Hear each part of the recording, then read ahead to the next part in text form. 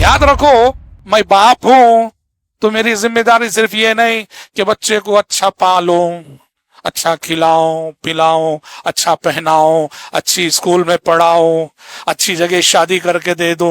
आज यही ना समझता है बाप। बाप होने की हैसियत से जिम्मेदारी क्या है? बस यही सब करना, अच्छा खिलाना पिलाना पहनाना उड़ाना, अच्छी स्कूल में पढ़ाना, कारोबार सेट करके देना, अच्छी जगह शादी कर देना, खलास मैंने बाप होने की जिम्मेदारी अदा कर दी। नहीं कि वालिदैन औलाद के लिए खुदवा बने। खुदवा किसे बोलते हैं? आइडियल, नमूना। कहा गया मर्द हजरात से कि कोशिश करो कि तुम्हारी नमाजों का कुछ हिस्सा घर में अदा हो। फर्ज के लिए मस्जिद जाना जरूरी है, लेकिन जहां तक सुन्नतों की बात है, मर्द हजरात से कहा गया कि सुन्नतें कोशिश करो कि तुम्हारी सुन्नतें घर में अदा हो। क्यों? बच्चे देखेंगे वालिदैन जो करते हैं औलाद वो करती है, वालिदैन जो बनते हैं औलाद वो बनती है। इसीलिए औलाद के बिगाड़ के अव्वलीन जिम्मेदार माँ बाप होते हैं, और अक्सर माँ बाप होते हैं। खासकर कब जानते हैं? जब 1 साल से लेकर 7 साल तक का होता है ना, उस वक्त ये कुदवा बड़ा काम करता है। 7 साल से समझने लगता है, लेकिन 7 साल से पहले उतनी समझ नहीं होती, लेकिन इतना जानता है बच्चा कि अम्मी जो करती है मुझे करना है, अब्बू जो करते हैं मुझे करना है। बाप अगर घर में बैठ के ढोल बजा रहा है, बाप अगर घर में बैठ के ढोल बजा रहा है, तो नाचने वाली औलाद को बुरा भला मत कहो। बाप अगर ढोल बजा रहा है तो डांस करने वाली औलाद को क्या भी मत बोलो। बाप जब ढोल बजाएगा तो औलाद नाचेगी ही। समझ रहे हैं? यही सूरत हाल है आज। कुदवा नहीं बनते हम, उसवा नहीं बनते हम। अल्लाह के नबी सल्लल्लाहु अलैहि वसल्लम का मामूल क्या था? अब चुनांचे आप देखते हैं कितने माँ बाप ऐसे हैं अपनी छोटी बच्चियों को बचपन ही से नीम उरिया लिबास पहनाते हैं। क्या है? अरे अभी तो बच्ची है ना। स्कर्ट्स जैसा लिबास पहनाते हैं, अभी तो बच्ची है ना। बिना आस्तीन वाला जंपर पहनाते हैं, पूरा हाथ दिख रहा, अभी तो बच्ची है ना। ठीक है कि अभी वो 7 साल की है, 8 साल की है, 6 साल की है। अगर अभी से तुमने उसको पूरी तरह से सातिर लिबास नहीं पहनाया तो आप उसकी गीरत को खत्म कर रहे हैं, आप उसकी शर्म हया को खत्म कर रहे हैं। छोटे बच्चों से जब गलती होती है बोलना, हाँ मोहब्बत से बोलना ये जरूरी है। डांट डपट गुस्सा वो सब काम नहीं आता। शफकत, मोहब्बत, प्यार, अपनाइयत, तरबियत इससे होती है। डांट डपट गुस्सा वलावन नहीं, शफकत शफकत शफकत। बच्चे होते हैं ना, हाँ बच्चे फिर भी बच्चे हैं। बच्चों की कुछ ख्वाहिशें होती हैं जी, बच्चों की कुछ अरमानें होती हैं। हाँ तो क्या करना, तालीम और तरबियत में बच्चों की नफ्सियात को सामने रख के जरा उनको कभी गिफ्ट दे दिया करो। अब तरबियत की जब बात आती है, औलाद की तरबियत कैसे होती है, कैसे करनी चाहिए, अहदे नबूवत के हवालों से, अंबियाए साबिकीन के हवालों से और असलाफ उम्मत के हवालों से मैं कुछ बातें इस सिलसिले में आपके सामने रखने की कोशिश करूंगा। अस्सलामु अलैकुम व रहमतुल्लाहि व बरकातुहू। इन्नल हम्दुलिल्लाह नहमदुहु व नस्तईनुहु व नस्तगफिरुहु व नऊज़ु बिल्लाहि मिन शुरूरि अनफुसिना व मिन सय्यिआति अअमालिना। من يهده الله فلا مضل له ومن يضلل فلا هادي له وأشهد أن لا إله إلا الله وحده لا شريك له وأشهد أن محمدا عبده ورسوله. أما بعد فإن خير الحديث كتاب الله وخير الهدي هدي محمد صلى الله عليه وسلم وشر الأمور محدثاتها وكل محدثة بدعة وكل بدعة ضلالة وكل ضلالة في النار. أعوذ بالله السميع العليم من الشيطان الرجيم من همزه ونفخه ونفسه. يا أيها الذين آمنوا إن من أزواجكم وأولادكم عدوا لكم فاحذروهم. آج کے اس اجلاس میں موجود تمام ہی معزز علماء، فضیلت الدکتور پرویز ناکوا عمری مدنی حفظہ اللہ، فضیلت الاخ شاکر متا عمری مدنی حفظہ اللہ، فضیلت الشیخ مولانا فراز ندوی حفظہ اللہ، ضلعی جمعیت الحدیث اڑپی کے صدر جناب عاطف صاحب، اور آپ کے برادر ذی وقار جناب افتخار صاحب، مدرسہ ابی بن کعب کے محترم ذمہ داران، اور آج کے اجلاس کے معزز شرکاء اور پردہ نشین خواتین اسلام، ہم سب یہاں آج اللہ کے اس گھر میں بارش کی اس آزمائش کے باوجود سنتے ہیں کہ صبح سے آپ کے گاؤں میں بارش ہے، بارش کی اس آزمائش کے باوجود اللہ کے اس گھر میں رات کی اس گھڑی میں جمع ہوئے ہیں اس کی کتاب قرآن مجید کے حوالے سے۔ جب اللہ کے اس گھر میں قرآن کے حوالے سے ہم جمع ہیں تو اللہ سے ہم دعا کرتے ہیں کہ اللہ رب العزت ہماری اس مجلس کا شمار ان مجلسوں میں فرمائے جن کے سلسلے میں آپ صلی اللہ علیہ وسلم نے احادیث میں فرمایا وَمَا اجْتَمَعَ قَوْمٌ فِي بَيْتٍ مِّن بُيُوتِ اللَّهِ يَتْلُونَ كِتَابَ اللَّهِ وَيَتَدَارَسُونَهُ بَيْنَهُمْ إِلَّا نَزَلَتْ عَلَيْهِمُ السَّكِينَةُ وَحَفَّتْهُمُ الْمَلَائِكَةُ وَذَكَرَهُمُ اللَّهُ فِي مَنْ عِندَهُ کہ قرآن کے حوالے سے اگر کوئی بھی اجتماع مسجد میں ہوتا ہے، اجتماع مسجد میں ہو، ہمارا اجتماع مسجد میں ہے اور اجتماع کا ٹاپک قرآن ہو، قرآن سیکھنے سکھانے کے حوالے سے، قرآن پڑھنے پڑھانے کے حوالے سے، تو پیارے نبی فرماتے ہیں کہ یہ مجلس قرآن جو کسی بھی مسجد میں جمع ہوتی ہے اللہ کو اتنی محبوب ہے کہ ایسی مجلس کو اللہ کی طرف سے کئی انعامات ملتے ہیں۔ پہلا انعام کیا إِلَّا نَزَلَتْ عَلَيْهِمُ السَّكِينَةُ، اس مجلس پر آسمان سے سکینت کا نزول ہوتا ہے۔ سکینت کیا چیز ہے؟ ایک عجیب روحانی سکون، عجیب روحانی سکون۔ واللہ العظیم آپ مجالس علم میں، مجالس قرآن میں، مجالس علماء میں جب آپ شریک ہوتے ہیں، واعظ و نصیحت کی باتیں سنتے ہیں تو جو اہل ایمان ہوتے ہیں وہ اپنے دلوں میں ایسی ٹھنڈک محسوس کرتے ہوں گے کہ دنیا کے کسی 5 اسٹار ہوٹل میں بھی وہ جا بیٹھے یہ سکون کہیں نہیں ملنے والا۔ سمجھ رہے؟ سکینہ، قرآن میں 6 مقامات پہ اللہ نے سکینت کا تذکرہ فرمایا، 6 عظیم آیتوں میں۔ یہ بہت بڑی نعمت ہے، بہت بڑا انعام ہے اور تائید الہی، نصرت الہی کی بہت بڑی شکل ہے کہ آسمان سے سکینت کا نزول ہو۔ اور پیارے نبی کہتے ہیں کہ قرآن کے حوالے سے کسی بھی مسجد میں جو مجلس جمع ہوتی ہے اس کو اللہ کی جانب سے یہ انعام ملتا ہے سکینت کی شکل میں۔ اور دوسرا وَحَفَّتْهُمُ الْمَلَائِكَةُ، اس مجلس کو اللہ کے فرشتے گھیر لیتے ہیں۔ اللہ اکبر۔ اور تیسرا انعام وَذَكَرَهُمُ اللَّهُ فِي مَنْ عِنْدَهُ، اس مجلس کا تذکرہ اللہ اپنے مقرب فرشتوں کے سامنے کرتا ہے، ملائے اعلیٰ کے سامنے کرتا ہے۔ تو سب سے پہلے ہماری دعا ہے، التجا ہے اپنے رب سے کہ ہماری اس مجلس کا شمار بھی ان خوش نصیب مجالس میں ہو جائے جن کے حق میں یہ اعزازات اور انعامات آنے والے ہوں۔ اللہم آمین۔ دوسری بات، میں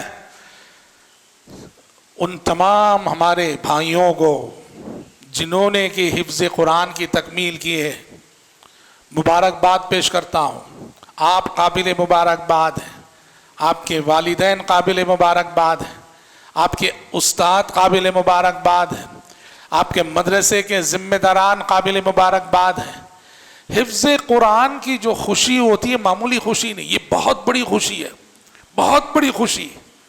اتنی بڑی خوشی، ہم چونکہ ہم مدرسے میں رہتے ہیں، پڑھتے ہیں، پڑھاتے ہیں، ہم نے دیکھا ہے والدین کو، سرپرستوں کو ان کا بچہ جب آخری سبق سناتا ہے، حفظ قرآن کی تکمیل کرتا ہے، آخری سبق سنا کر حفظ قرآن کی تکمیل کی خوشی میں پورا خاندان آ جاتا ہے مدرسے کو، اور بچہ جب اپنے استاد کو آخری سبق سناتا ہے، سنا کر حافظ ہونے کا لقب اور ٹائٹل حاصل کرتا ہے نا، اس وقت ہم دیکھتے ہیں کہ باپ جو روتا ہے، باپ کے آنسو یہ دکھ کے آنسو نہیں، خوشی کے آنسو، خوشی کے آنسو، اللہ اکبر۔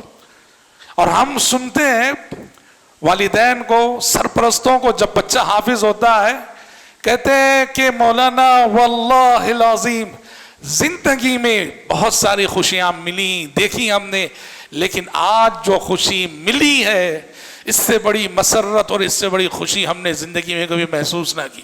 تو واقعتاً یہ بہت بڑی خوشی کا موقع ہوتا ہے، بہت مبارک ہو۔ اللہ سے دعا ہے کہ اللہ رب العزت آپ میں سے ہر حافظ کو یہ سعادت نصیب کرے جو آپ صلی اللہ علیہ وسلم نے روز قیامت کے حوالے سے فرمایا، یقال لقارئ القرآن اقرأ وارتقی ورتل كما كنت ترتل في الدنيا فإن منزلتك عند آخر آية تقرأ۔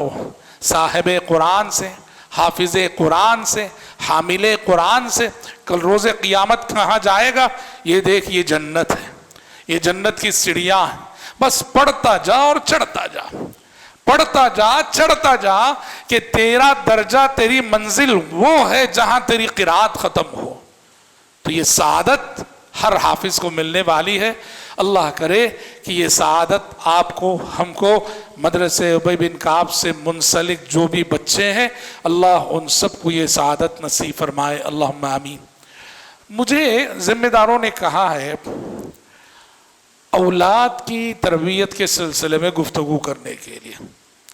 آج میں آپ کے سامنے کچھ باتیں اولاد کی تربیت کے حوالے سے میں رکھنے جا رہا ہوں۔ میں نے سورۃ تغابن کی ایک آیت پڑھی، اللہ نے اس میں ایک بڑی بات کہی۔ اللہ نے کہا یا ایھا الذین آمنوا ان من ازواجکم و اولادکم عدوا لکم فاحذروہم۔ اے ایمان والو، تم میں سے بعض کی بیویاں اور تم میں سے بعض کی اولاد دشمن ہے تمہاری، بچو ان سے، ڈرو ان سے۔ اولاد نعمت ہے، اب بہت بڑی نعمت ہے، اور خود قرآن نے بھی دوسری آیتوں میں اولاد کو نعمت کے طور پہ ذکر کیا ہے۔ جس اولاد کو انسان نعمت سمجھتا ہے، اور واقعی وہ اولاد نعمت ہوتی بھی ہے، ایسا کیوں ہے کہ اس آیت میں اللہ نے اس اولاد کو دشمن قرار دیا ہے؟ ان من ازواجکم و اولادکم عدوا لکم، ایمان والا تم میں سے بعض کی بیویاں دشمن ہیں ان کی، تم میں سے بعض کی اولاد دشمن ہے ان کی۔ اولاد دشمن ہے ماں باپ کی، بیوی دشمن ہے شوہر کی۔ اولاد جسے کہ نعمت کہا گیا، وہ نعمت اس آیت میں دشمن کیوں ہو گئی؟ ہاں، اولاد جب ایمان اور عمل کے معاملے میں ماں باپ کے نقش قدم پہ نہ چلے، بگڑی اولاد، نافرمان اولاد، بے ایمان اولاد، بے نمازی اولاد، وہ اولاد نہیں، قرآن کہتا ہے وہ تمہارا دشمن ہے۔ اس کو سمجھنے کے لیے آپ حضرت نوح علیہ السلام کے واقعے کو سامنے رکھیے گا۔ نوح علیہ السلام، اللہ اللہ، ایک بگڑی اولاد کی وجہ سے، ایک نافرمان بچے کی وجہ سے کتنے بڑے امتحان سے گزرتے ہیں ایک پیغمبر جو کہ اولو العزم پیغمبر ہے۔ اللہ اکبر۔ اللہ نے یہاں تک کہا انہ لیس من اہلک، نوح اس کو اپنا فیملی ممبر مت کہو، اس بیٹے کو، کہ انہ عمل غیر صالح، اس لیے کہ اس کا عمل اچھا نہیں تھا۔ کیا مطلب بھائیو؟ اولاد جب بگڑ جاتی ہے تو وہ نعمت نہیں، نقمت بن جاتی ہے، امتحان بن جاتی ہے، آزمائش بن جاتی ہے، عذاب بن جاتی ہے۔ اور سچ مچ یہ دور جس دور میں ہم جی رہے ہیں، جس دور میں ہم نے آنکھیں کھولی ہیں، یہ دور قرب قیامت کا وہ دور ہے جہاں پیارے نبی صلی اللہ علیہ وسلم کی بہت ساری پیشین گوئیاں متحقق ہو رہی ہیں۔ اس میں سے ایک پیشین گوئی یہ ہے کہ قیامت کے قریب اولاد ماں باپ کے ساتھ غلاموں جیسا سلوک کرے گی۔ یہ ہو رہا ہے، آج ہم دیکھ رہے ہیں، سمجھ رہے ہیں؟ آج دو جنریشن میں کتنا فرق ہے جانتے ہیں؟ دو جنریشن میں صرف باپ کو دیکھو تو اللہ کا ولی، بیٹے کو دیکھو تو شیطان کا ولی۔ دو جنریشن میں ہم اپنا ایمان، اپنا عقیدہ، اپنے اخلاق کو اپنی دوسری نسل میں شفٹ کرنے میں ناکام ہیں۔ یاد رکھنا، اولاد جب بگڑ جاتی ہے تو بہت بڑا مسئلہ۔ میں جانتا ہوں کچھ ایک صاحب کو زندگی گلف میں گزاری، خوب کمایا، چونکہ وہ گلف میں رہے، اولاد آزاد ہو گئی، اور آزاد ہوئی کیا، آوارہ ہو گئی۔ وہ وہاں پیسہ کماتے رہے، یا اولاد بگڑتی رہی، اور آج پیسہ کما کے جائیداد بنا کے لوٹے ہیں۔ اولاد اس قدر بگڑی ہوئی اور اتنی بے قابو ہے کہ آج وہ رو رو کے کہتے ہیں کہ کاش کوئی مجھ سے یہ دولت لے لے اور میرے بچے کو درست کر دے، بس۔ سمجھ رہے؟ یاد رکھنا، سب سے بڑی کمائی کیا ہے جانتے ہیں؟ اپنی اولاد کو نیک بنا دو، یہ سب سے بڑی کمائی ہے۔ اپنی اولاد کو با اخلاق بنا دو، یہ سب سے بڑی کمائی ہے۔ اپنی اولاد کو دیندار بنا دو، یہ سب سے بڑی کمائی ہے۔ اپنی اولاد کو نمازی بنا دو، یہ سب سے بڑی کمائی ہے۔ انسان اولاد کے لیے پیسہ کماتا ہے، اولاد کے لیے وطن سے، گھر سے دوری اختیار کرتا ہے، اور جس اولاد کے لیے اس نے گھر سے، وطن سے دوری اختیار کی، اور جس اولاد کے لیے پیسہ کمایا، وہ اولاد اس باپ کی ذرا بھی لاج نہیں رکھتی۔ یہ بہت بڑا مسئلہ ہے۔ اس لیے یاد رکھنا، اولاد تبھی نعمت بنتی ہے جب آپ اس کو زیور تربیت سے آراستہ کرتے ہو۔ اپنی اولاد کو اپنے لیے دنیا اور آخرت کا سرمایہ بنانا ہے اگر، تو پھر ضروری ہے کہ اولاد کو زیور تربیت سے آراستہ کرو، اچھے اخلاق سے آراستہ کرو۔ اب تربیت کی جب بات آتی ہے، اولاد کی تربیت کیسے ہوتی ہے، کیسے کرنی چاہیے؟ عہد نبوت کے حوالوں سے، انبیاء سابقین کے حوالوں سے، اور اسلاف امت کے حوالوں سے میں کچھ باتیں اس سلسلے میں آپ کے سامنے رکھنے کی کوشش کروں گا۔ اولاد کی تربیت کن باتوں کا تقاضا کرتی ہے؟ یاد رکھو، میں باپ ہوں تو میری ذمہ داری صرف یہ نہیں کہ بچے کو اچھا پالوں، اچھا کھلاؤں پلاؤں، اچھا پہناؤں، اچھی اسکول میں پڑھاؤں، اچھی جگہ شادی کر کے دے دوں۔ آج یہی نہ سمجھتا ہے باپ ہونے کی حیثیت سے ذمہ داری کیا ہے؟ بس یہی سب کرنا، اچھا کھلانا پلانا پہنانا اڑانا، اچھی اسکول میں پڑھانا، کاروبار سیٹ کر کے دینا، اچھی جگہ شادی کر دینا، خلاص میں نے باپ ہونے کی ذمہ داری ادا کر دی۔ نہیں، یہ تو آپ نے اپنی اولاد کی صرف دنیا بنائی، دنیا کی فکر کی۔ ذمہ دار ماں باپ وہ ہیں جو اپنی اولاد کی دنیا سے زیادہ آخرت کی فکر کرتے ہو۔ اپنی اولاد کی آخرت کے لیے آپ نے کیا کیا، یہ دیکھنا بہت ضروری ہے۔ اس سلسلے میں حضرات، سب سے بنیادی بات یہ ہے کہ والدین اولاد کے لیے قدوہ بنے۔ قدوہ کسے بولتے ہیں؟ آئیڈیل، نمونہ۔ تربیت اولاد میں حجر الاساس جسے کہتے ہیں، بنیاد کا پتھر۔ تربیت کے بہت سارے تقاضے ہیں، لیکن اس میں جو حجر الاساس ہے، حجر الزاویہ ہے، بنیاد کا پتھر، وہ یہی والدین جو بنانا چاہتے ہیں وہ خود بن کے دکھائیں۔ آپ چاہتے ہیں کہ آپ کا بچہ نمازی بنے، آپ نمازی بنو۔ آپ چاہتے ہیں کہ آپ کا بچہ سچا بنے، آپ سچ بولو۔ آپ چاہتے ہیں کہ اپنا بچہ دیندار بنے، آپ دیندار بنو۔ آپ بولیں نہیں میں بے نمازی ہی رہوں گا, میرا بچہ نمازی بن جائے, یہ کبھی نہیں ہونے والا. سمجھ رہے ہیں؟ والدین کا قدوہ بننا, نمونہ بننا, اسوہ بننا یہ بہت ضروری ہوتا ہے, اس لیے کہ اولاد والدین کا عکس ہوتی ہے. اس لیے حدیث میں اولاد کو والدین کی کمائی قرار دیا گیا. آپ صلی اللہ علیہ وسلم نے کیا کہا؟ ان ولد الرجل من کسبہ, آدمی کی اولاد اس کی اپنی کمائی ہے. تو اولاد کمائی ہوتی ہے. قدوہ بننا, نمونہ بننا, اسوہ بننا. اسی لیے حدیثوں میں کیا آتا ہے, کہا گیا مرد حضرات سے کہ کوشش کرو کہ تمہاری نمازوں کا کچھ حصہ گھر میں ادا ہو. فرض کے لیے مسجد جانا ضروری ہے, لیکن جہاں تک سنتوں کی بات ہے, مرد حضرات سے کہا گیا کہ سنتیں کوشش کرو کہ تمہاری سنتیں گھر میں ادا ہوں. کیوں؟ بچے دیکھیں گے تو تمہاری پیروی کریں گے, تمہاری اقتداء کریں گے, تمہیں فالو کریں گے. عام طور پہ یہی ہوتا ہے, والدین جو کرتے ہیں اولاد وہ کرتی ہے, والدین جو بنتے ہیں اولاد وہ بنتی ہے. اسی لیے اولاد کے بگاڑ کے اولین ذمہ دار ماں باپ ہوتے ہیں, اور اکثر ماں باپ ہوتے ہیں.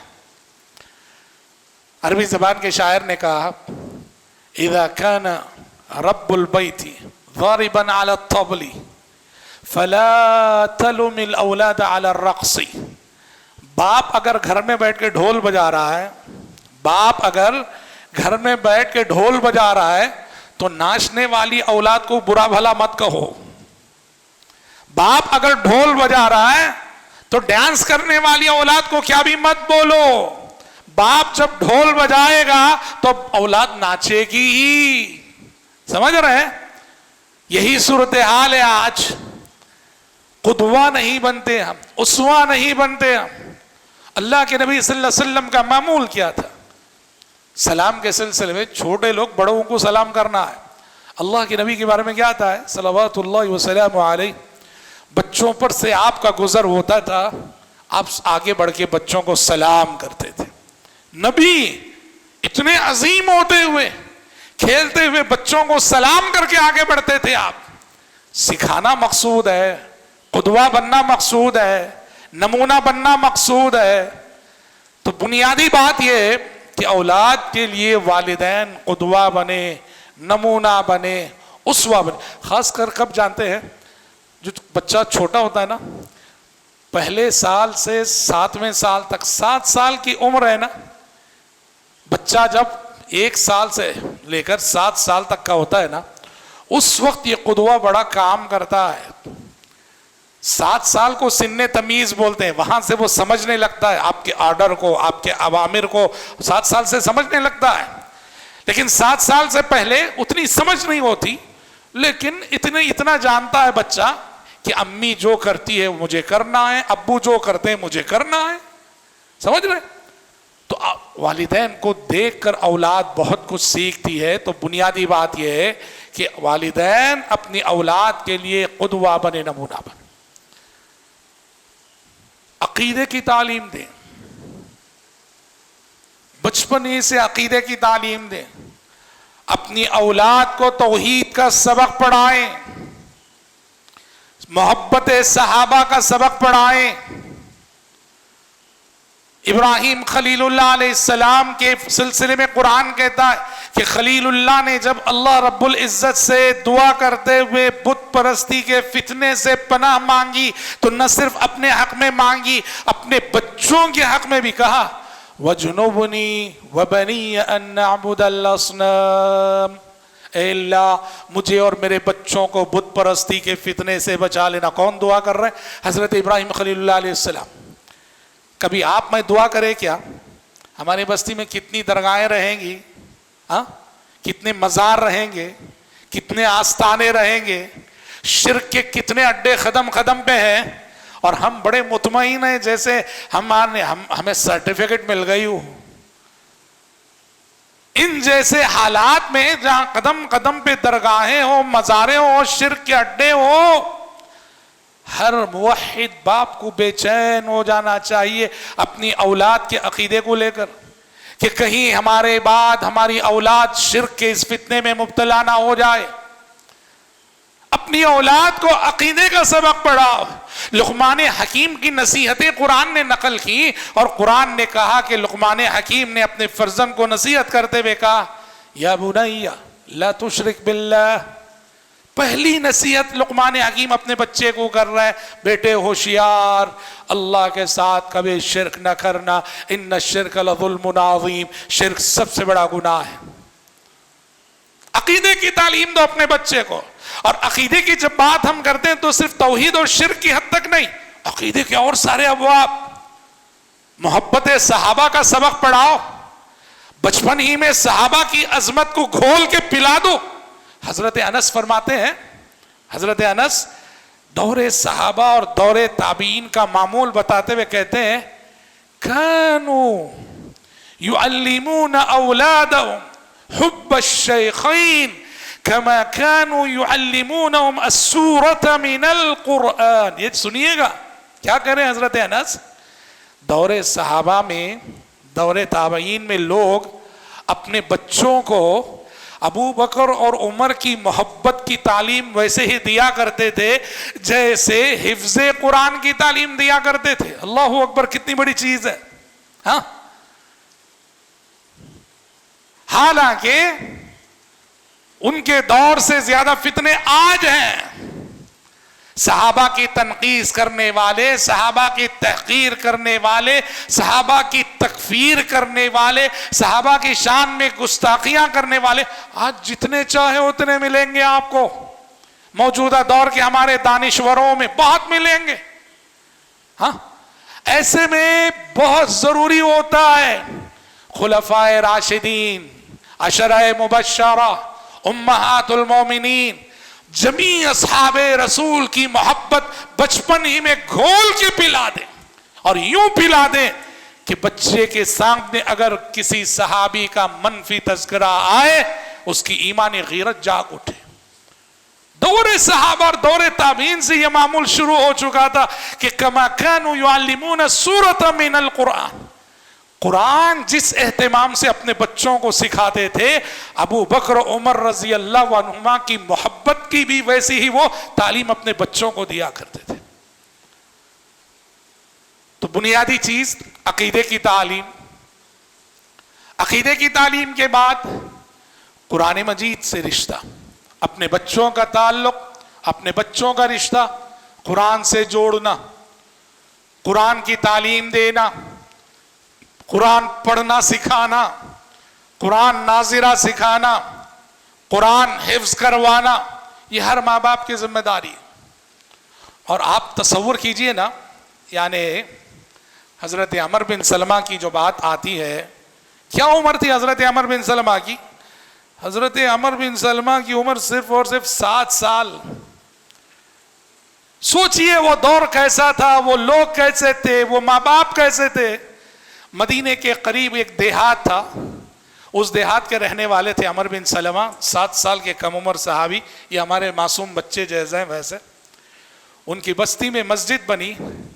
مسجد بننے کے بعد یہ ہوا کہ اب امام کون بنے گا، امام کس کو بنائے.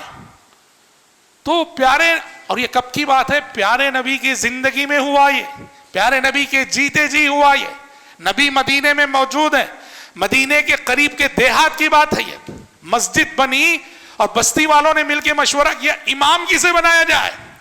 تو حدیث سنائی گئی کہ بھائی پیارے نبی کی تعلیم تو یہ ہے کہ یہ القوم اقرأہم لکتاب اللہ، کہ امامت کا حقدار تو وہ ہے جسے قرآن سب سے زیادہ حفظ ہو، قرآن سب سے زیادہ یاد ہو. پوری بستی میں دیکھا گیا اس معیار پر کون سب سے زیادہ کھرا اترتا ہے، قرآن سب سے زیادہ کسے یاد ہے. حیرت کی بات تھی کہ بڑے بڑوں کو پیچھے چھوڑ کر یہ 7 سال کا بچہ عمر بن سلمہ پوری بستی میں نمبر 1، اللہ اکبر، فرسٹ رینک. کیوں؟ کہ جو قرآن اس بچے کے سینے میں محفوظ تھا. اچھا وہ کیسے محفوظ ہوا؟ بچوں کا شوق بھی دیکھو نا. حضرت عمر بن سلمہ کیا بولتے ہیں، ہمارا جو گاؤں تھا وہ مدینے کے راستے میں تھا. تو حضرت عمر بن سلمہ کہتے ہیں جتنے لوگ نبی سے ملنے جاتے تھے وہ جب واپس ریٹرن ہوتے تھے نا، میں ان سے راستے میں ملتا تھا، مل کے پوچھتا کیا کیا صورتیں آپ یاد کیے نبی سے. ان لوگوں کو پوچھ پوچھ کر میں نے اتنا قرآن یاد کر لیا کہ پوری بستی میں سب سے بڑا حافظ میں بن گیا. پوری بستی نے مل کر باتفاق آرا ان کو اپنی مسجد، اپنی بستی کی مسجد کے محراب میں بحیثیت امام آگے بڑھایا. یہ قرآن ہے. ان اللہ یرفع بہذا الکتاب اقواما، اللہ اس کتاب کے ذریعے سے کچھ لوگوں کو سر بلند کرتا ہے. 7 سال کی عمر کا بچہ اپنے قبیلے کا امام بن گیا. تو اس سے اس دور میں جو تربیت کا ماحول تھا اس سے روشنی پڑتی ہے. الحمدللہ مسلمانوں میں اس چیز کا اہتمام ہے، خاص کر دیندار گھرانوں میں اپنے بچوں کو چھوٹی چھوٹی صورتیں یاد کرواتے ہیں بچپن سے ہی. سورۃ الاخلاص مسلمانوں کے بچے کو یاد رہتی ہے. الحمدللہ آیت الکرسی ان جیسی آیتیں یاد رہتی ہیں. تو حفظ قرآن سے رشتہ جوڑنا یہ بہت ضروری ہے. اچھا، تعلیم اور تربیت کے ساتھ ساتھ بچے ہوتے ہیں نا، ہاں بچے پھر بھی بچے ہیں. بچوں کی کچھ خواہشیں ہوتی ہیں جی، بچوں کی کچھ ارمانیں ہوتی ہیں. ہاں تو کیا کرنا، تعلیم اور تربیت میں بچوں کی نفسیات کو سامنے رکھ کے ذرا ان کو کبھی گفٹ دے دیا کرو. سمجھ رہے؟ ہاں حضرت ابراہیم بن ادہم فرماتے ہیں، بہت بڑے زاہد عابد علماء سلف میں سے، کہ میرے ابو نے مجھ سے کہہ رکھا تھا کہ ابراہیم اللہ کے نبی کی جتنی حدیثیں یاد کرو گے. ابراہیم بن ادہم پوری اسلامی تاریخ میں ایک نامور عابد و زاہد کی حیثیت سے جانے جاتے ہیں. زہد کے بہت سارے اقوال ان کی طرف منسوب ہیں، زہد کی بہت ساری شاعری ان کی طرف منسوب ہے. بڑے عابد و زاہد. ان کی لائف ہسٹری ضرور پڑھنا. اللہ کے نیک بندے کیسے رہتے تھے، کیسے ہوتے ہیں، یہ جاننا، وہ ان کی لائف ہسٹری پڑھنا. ابراہیم بن ادہم کی بہت اللہ والے. کیسے اس مقام تک پہنچے؟ ماں باپ کی تربیت. کہتے ہیں اپنے باپ کے بارے میں، میرے ابو نے بچپن میں مجھ سے کہہ رکھا تھا ابراہیم جتنی حدیثیں حفظ کرو گے ہر حدیث پر 1 درہم انعام دوں گا میں. تو ابراہیم بن ادہم کہتے ہیں وہ درہموں کا انعام پانے کے لیے میں حدیثیں حفظ کرتا تھا، اور جتنی حدیثیں میں یاد کرتا تھا ابو اتنے درہم مجھے انعام میں دے. یہ بچوں کی نفسیات ہیں. چھوٹا انعام دو، ارے کیا خوش ہوتے ہیں. یہ تجربہ تو بہت سارے شہروں میں ہوا. ہمارے بنگلور کی کئی مسجدوں میں، ممکن ہے ادھر بھی ہوا ہو، ہاں کہ جو بچے فجر کی نماز پابندی سے حاضری دیں گے 1 مہینہ 40 دن 2 مہینے، جو بچے فجر کی نماز پابندی سے حاضری دیں گے تو مسجد کی کمیٹی کی جانب سے ان کو سائیکل دی جائے گی. اللہ اکبر. جہاں بھی اس طرح کے اعلانات ہوئے وہاں بچوں کا جذبہ قابل دید نہیں تھا. بڑے لوگوں کو بچوں نے پیچھے چھوڑ دیا.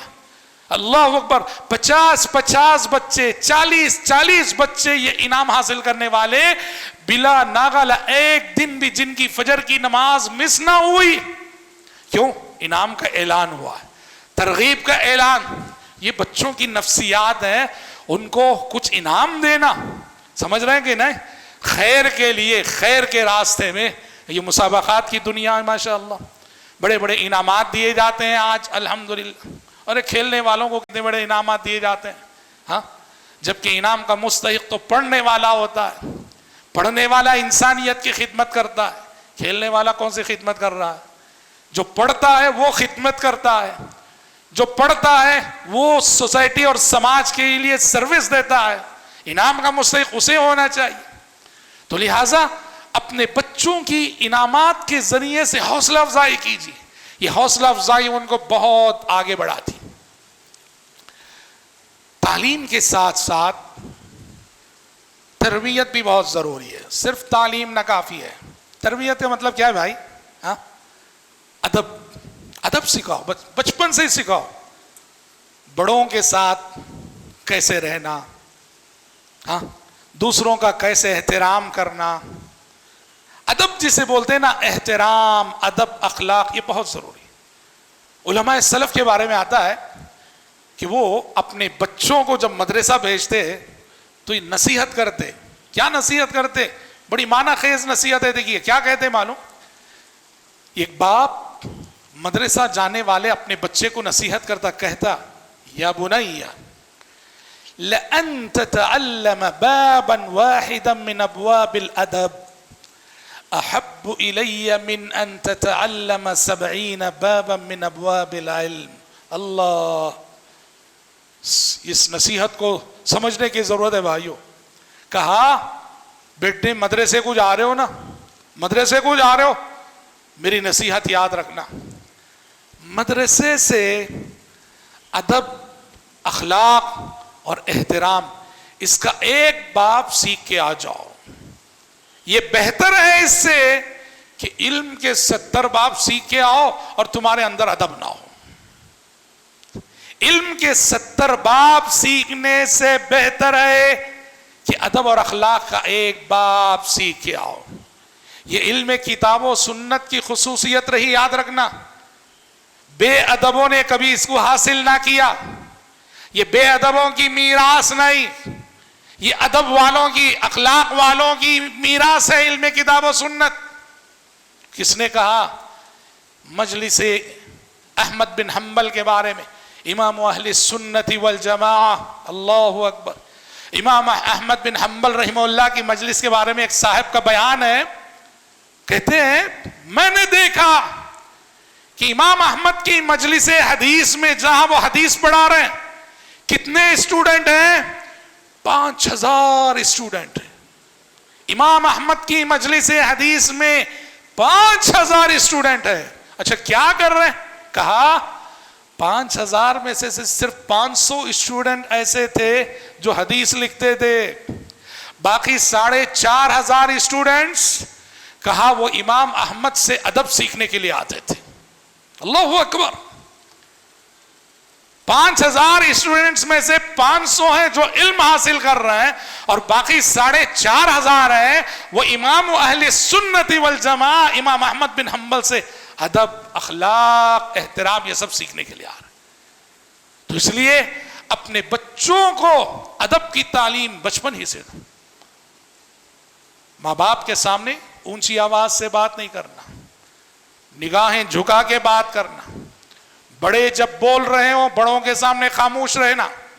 ہاں حدیثوں میں، کئی ایک حدیثوں میں ایسا آیا ہے، کسی بھی اہم میٹر میں جب چھوٹے عمر کے صحابی گفتگو کرنے جاتے تو پیارے نبی کہتے کبر کبر، تم خاموش رہو، جو بڑے ہیں ان کو بولنے دو.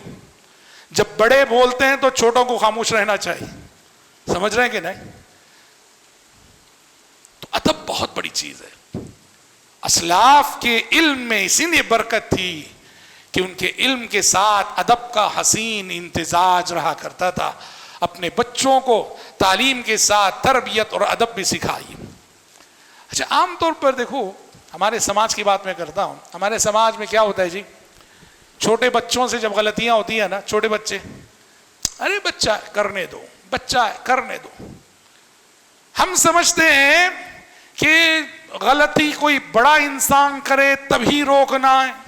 چھوٹے بچے، ارے بچہ ہے کرنے دو کرنے دو. اب چنانچہ آپ دیکھتے ہیں کتنے ماں باپ ایسے ہیں اپنی چھوٹی بچیوں کو بچپن ہی سے نیم اریاں لباس پہناتے ہیں. کیا ہے؟ ارے ابھی تو بچی ہے نا. اسکرٹس جیسا لباس پہناتے ہیں، ابھی تو بچی ہے نا. بنا آستین والا جمپر پہناتے ہیں، پورا ہاتھ دکھ رہا، ابھی تو بچی ہے نا. آپ نہیں سمجھتے ایسا لباس پہنا کر بچپن سے ہی اپنی بیٹیوں کی شرم و حیا کو تم رخصت کر رہے ہو. غیر ساتر لباس، ٹھیک ہے کہ ابھی وہ 7 سال کی ہے، 8 سال کی ہے، 6 سال کی ہے، اگر ابھی سے تم نے اس کو پوری طرح سے ساتر لباس نہیں پہنایا تو آپ اس کی غیرت کو ختم کر رہے ہیں، آپ اس کی شرم و حیا کو ختم کر رہے ہیں. آپ تو ایک تصور ہے کہ چھوٹے بچے غلطی کرے تو نہیں. حدیثیں پڑھیے، کتنی حدیثیں. چھوٹے بچوں سے جب غلطی ہوتی ہے بولنا، ہاں محبت سے بولنا یہ ضروری ہے، ڈانٹ ڈپٹ غصہ وہ سب کام نہیں آتا. شفقت، محبت، پیار، اپنائیت، تربیت اس سے ہوتی ہے. ڈانٹ ڈپٹ غصہ ولاون نہیں، شفقت شفقت شفقت. سمجھ رہے؟ حضرت کون تھے؟ حسن رضی اللہ عنہ، راستے میں صدقے کی کھجور گری ہوئی تھی. حضرت حسن چھوٹے سے بچے، کھجور اٹھائی، کھجور اٹھا کے کھا لیا. پیارے نبی نے فوراً کہا کھخ کھخ بیٹے تھوک دو تھوک دو. پھر کہا نہیں جانتے بیٹے کہ ہم آل محمد صدقہ نہیں کھایا کرتے؟ امکان تھا کہ وہ جو کھجور ہے صدقے کی ہو، امکان تھا، اس لیے آپ نے اپنے نواسے کو بچپن ہی سے تربیت، چھوٹا بچہ ہے کھانے دو، نہیں تھوک دو بیٹا تھوک دو. نہیں جانتے کہ ہم آل رسول صدقہ ہمارے لیے حلال نہیں ہے. ایک اور صحابی کہتے چھوٹا سا بچہ میں دسترخوان میں بیٹھا تھا پیارے نبی کے ساتھ، وہ جو اجتماعی برتن ہوتا ہے نا، ہاں اجتماعی برتن جس میں سب مل کے ایک ساتھ کھاتے ہیں، ویسا برتن تھا. تو کہتے ہیں میں پیارے نبی کے ساتھ بیٹھا ہوں، برتن میں کبھی ہاتھ ادھر ڈال رہا ہوں، کبھی ادھر ڈال رہا ہوں، کبھی ادھر ڈال رہا ہوں. تو پیارے نبی نے کہا یا غلام، او بیٹے سنو، سم اللہ سم اللہ، آداب سکھا رہے. جب کھانا کھاؤ نا تو پہلے بسم اللہ پڑھ لیا کرو. پھر کہا وَكُلْ مِمَّا يَلِيكَ، او بیٹے بیٹھ کر برتن میں ادھر ادھر ہاتھ مت ڈالو، جہاں تم بیٹھے ہو تمہارے قریب برتن کا جو وہاں سے اٹھا کے کھاؤ. یہ چھوٹے بچوں کو سمجھایا جا رہا ہے. تو لہذا بچوں کی غلطیوں کو اس لیے نظر انداز نہ کریں کہ وہ بچے. اچھا ابھی ہم نے کہا غصہ نہیں کرنا چاہیے، ڈانٹنا نہیں چاہیے، ٹھیک. شفقت، شفقت سے ہی حضرت انس کیا فرماتے ہیں؟ ہاں کم سنی میں ان کی ماں لا کے چھوڑ گئی اللہ کے نبی کی خدمت کے لیے. فرماتے ہیں 10 سال میں نے خدمت کی، پورے 10 سال میں پیارے نبی نے کبھی غصہ کیا ہو، ڈانٹا ہو، مجھے یاد نہیں پڑتا. کیا کیا کیا شفقت ہے. بچوں کی تربیت شفقت سے ہی ہوتی ہے، شفقت سے کرو. ہاں کچھ بچے ہوتے ہیں، سمجھ میں آ رہی بات، جہاں کچھ سختی دکھانی پڑتی ہے. اسی لیے شریعت نے مارنے کی بھی اجازت دی ہے، مارنے کی بھی اجازت دی. اولاد کا تذکرہ کرتے ہوئے آپ نے کہا وَلَا تَرْفَ عَنْهُمْ عَصَاكَ أَدَبًا، کہ اپنی اولاد کو ادب سکھانے کے لیے اگر مارنا بھی پڑے تو مارو. اب ایک بات یاد رکھنا، یہ شریعت جو مارنے کی، والدین کو بولتی اولاد کو مار سکتے ہو، شوہر کو بولتی بیوی کو مار سکتے ہو، یہ لاسٹ آپشن ہے نہ کہ فرسٹ آپشن. سمجھ رہے ہیں آپ؟ پہلی بات یاد ہے، یہ لاسٹ اور فائنل آپشن ہے، یہ فرسٹ آپشن نہیں ہے. پہلے بات کو بات سے بنانے کی کوشش کرنی چاہیے، بات سے بات بن جاتی ہے، مارنا آخری حل. اچھا اب مارنے کی بھی جب بات آتی ہے، کیسی مار؟ ڈنڈا اٹھا کے، شریعت نے کہا مارو تو ڈنڈا اٹھا کے. ہاں بیوی کے سلسلے میں حدیثوں میں ہے، سیرت کی کتابوں میں، کہ نافرمان بیوی کو تربیت سکھانے کے لیے جو مارنے کی اجازت دی گئی. ابن عباس کیا بولتے ہیں؟ ڈنڈا لے کے مارو نہیں، بالسواک ونحوہ. ابن عباس کہتے ہیں مسواک یا مسواک جیسی چیزیں، کنگھی ہے، مسواک ہے، ان جیسی چیزوں سے. وہ بھی کب؟ جیسے ہم نے کہا لاسٹ اور فائنل آپشن ہے وہ. پہلے تو فعظوہن وہجروہن فی المضاجع، یہ سب ہیں، یہ ساری چیزیں اگر نہ، تب بچوں کے سلسلے میں بھی وہی حیوانیت کی مار. معاف کرنا، یہ بر صغیر کا ایک مزاج ہے مدرسوں میں، اور خاص کر شعبہ حفظ میں بچوں کو بہت مارا جاتا ہے، بہت جانوروں کی طرح پیٹا جاتا ہے. سبق یاد رکھو، حیوانیت کی ایسی مارنے کی اسلام میں قطعاً اجازت نہیں ہے. آپ نے ویڈیوز دیکھے ہوں گے، بعض جگہ ایسا ہوا ہے کہ بچے کی جان چلی گئی، استاد نے اتنا مارا کہ جان چلی گئی. واللہ العظیم ایسی حیوانیت کی مارنے کی قطعاً کسی استاد کو اجازت نہیں. کہا جاتا ہے مار کو تعذیب ہونا چاہیے نہ کہ تعذیب. مار کو عذاب نہیں ہونا چاہیے، ادب سکھانے والی مار. ڈر رکھو.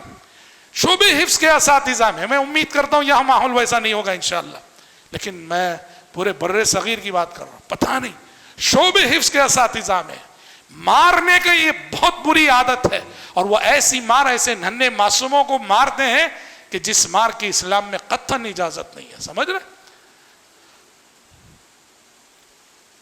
اصحاب رسول رضوان اللہ علیہم اجمعین اپنی اولاد کی تربیت کے حوالے سے فکر آخرت، اپنی اولاد کو آخرت کی یاد دلانا، جنت و جہنم کا تذکرہ ان کے سامنے کرنا، جنت کے حصول پہ ابھارنا، جہنم سے بچنے کی تلقین کرنا. صحابی رسول ابو ہریرہ رضی اللہ عنہ، سنیے گا، اپنی بیٹی کو ایک نصیحت کر رہے ہیں. کون؟ ابو ہریرہ رضی اللہ عنہ. کیا نصیحت کر رہے ہیں؟ حضرت ابو ہریرہ اپنی بیٹی سے بول رہے ہیں، بیٹی سن، لا تلبس الذهب لا تلبس الذهب فإني أخشى عليك اللهب. یا سلام. کیا بول رہے ہیں حضرت ابو ہریرہ بیٹی سے؟ بیٹی سننا مت پہن سونے کے زیور. کیا بول رہے ہیں بیٹی کو؟ سونا مت پہننا، مجھے ڈر ہے کہ یہ سونا کل قیامت کے روز آگ کے شعلوں اور آگ کے انگاروں کی شکل میں آئے گا.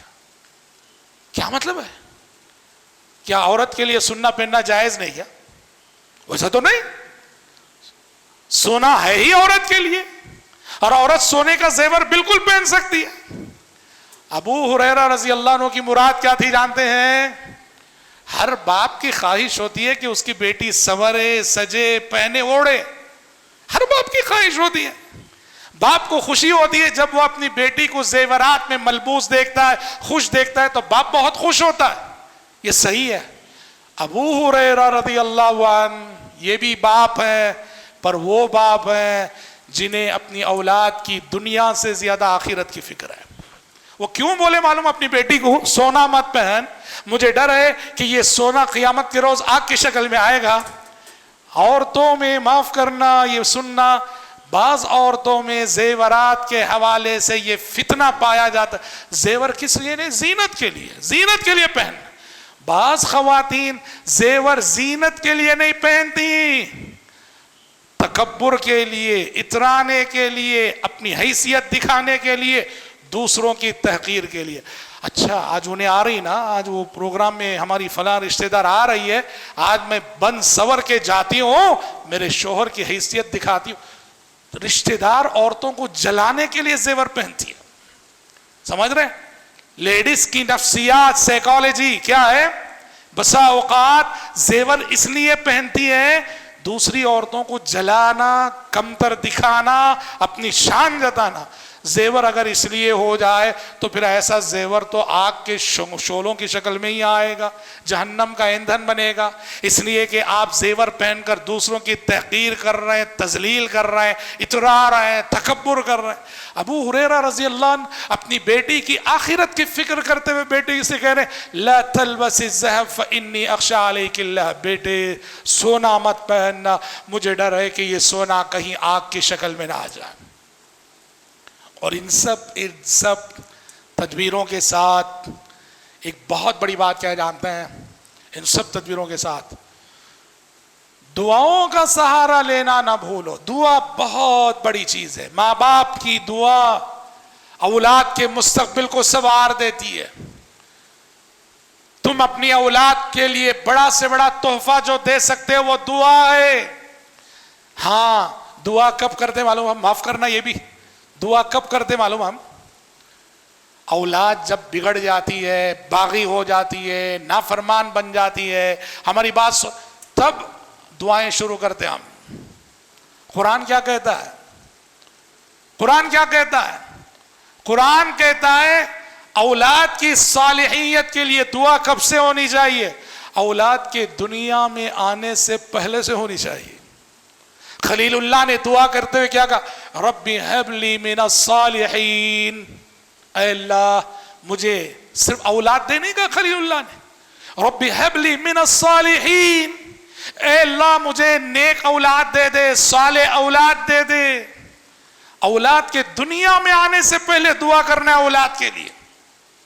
اور جس وقت ازدواجی تعلقات قائم ہوتے ہیں، جب اولاد کی زندگی کا سفر شروع ہوتا ہے، اس وقت شریعت نے جو دعا سکھائی ہے، بسم اللہ اللہم جنبنا الشیطان وجنب الشیطان ما رزقتنا، کتنی بڑی دعا ہے معلوم؟ اے اللہ جو اولاد تو ہمیں دینے والا ہے، اس اولاد کو شیطان کے فتنے سے، شیطان کے شر سے بچانا۔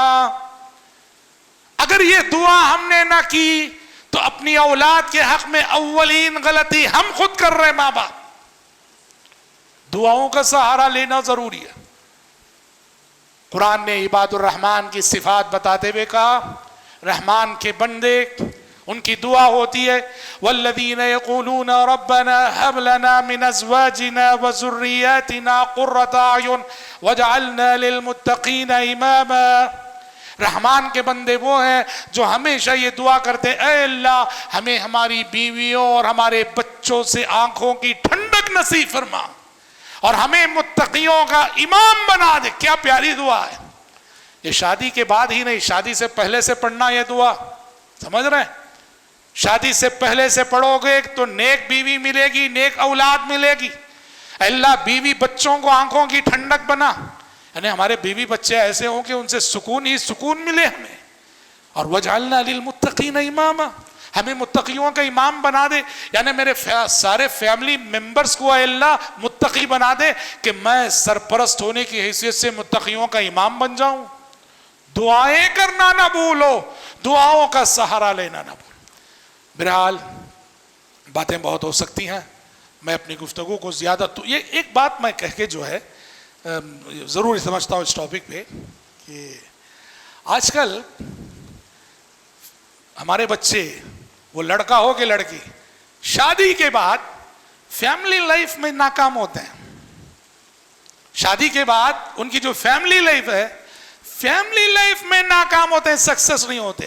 اب اس میں کچھ تو ان کی غلطیاں، کچھ ماں باپ کی غلطیاں ہوتی ہیں۔ کیا غلطی بھائی؟ مثال کے طور پر میں ایک باپ ہوں، مجھے اللہ نے بیٹی دی تھی، میں بیٹی کو اتنے آرام میں پالا ہوں کہ شادی سے پہلے تکلیف کسے بولتے میری بیٹی نے جانا ہی نہیں۔